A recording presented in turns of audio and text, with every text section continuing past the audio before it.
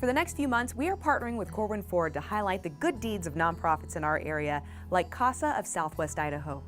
Casa of Southwest Idaho advocates for children in crisis, making sure that their voices are heard and that they are safe.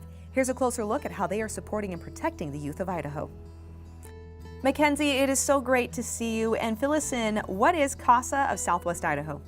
Thanks, Melissa. Well, we are a volunteer-led nonprofit, and our volunteers advocate for the best interests of child victims of abuse and neglect in the foster care system within the 3rd Judicial District. So that's kind of a mouthful, but our volunteer advocates are supervised and trained by our amazing staff, and they make all the difference for these kids. For example, when a foster child has a CASA or court-appointed special advocate, they are half as likely to be re-abused.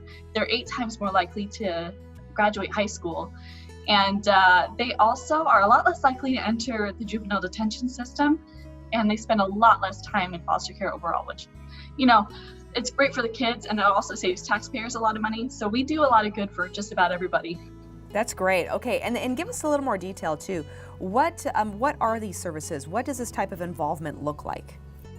Well, children are not placed in foster care lightly, and a lot of the cases assigned to us, they come from severe neglect to the point that the child's life is often at stake.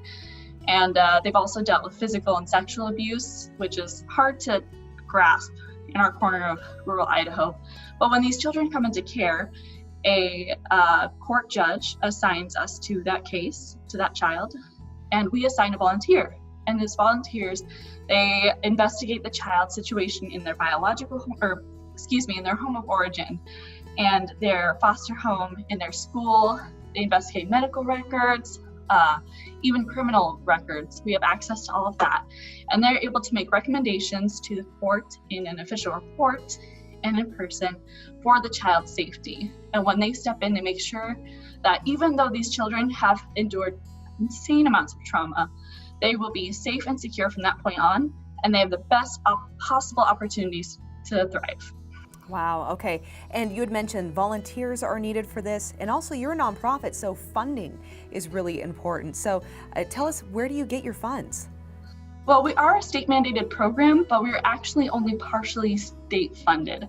So the majority of our funding comes from competitive grants, a few local companies that support us, and of course, individual donors.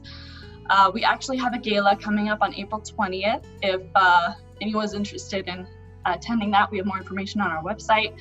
And, ultimately we need to raise $115,000 more annually. And of course, get a lot more volunteers in order to serve every single foster child within our district. Okay, so if anyone watching is interested in supporting you financially, volunteer-wise, or they just want to learn more about the services that you provide, where do they go for more information? Our website is www.casa.swidaho.org or Casa of Southwest Idaho.org. And we have tons of information on how you can donate monthly.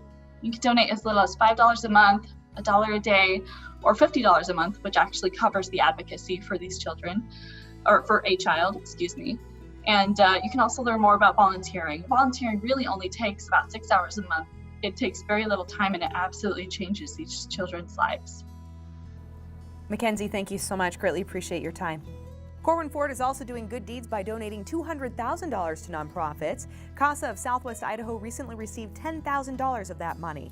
To see more stories, go to the Idaho Today page at ktvb.com.